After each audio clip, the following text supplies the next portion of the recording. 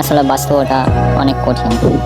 এই বাস্তবতা সম্মুখীন করে যারা পার হতে পেরেছেন একমাত্র তারাই প্রতিষ্ঠিত হয়েছে। আর এই প্রতিষ্ঠিত মূল কারণ হচ্ছে তার পরিবার বা আপনজন, যাদের থেকে বেশি আঘাত পেয়েছে তখনই তার মাথায় এইরকম একটা ডিসিশন কাজ করেছে যে কিভাবে আমি প্রতিষ্ঠিত হব বা কিভাবে আমাকে সমাজে সবাই মূল্য দিবে বা মূল্য পাবো। এখনকার সমাজে তো টাকা দেখে সবাই মূল্য দেয়। যার টাকা আছে তার সমাজে মূল্য আছে, আর নাই তার সমাজে কোনো মূল্য নেই। এটাই একমাত্র বাস্তবতা এখনকার সমাজে।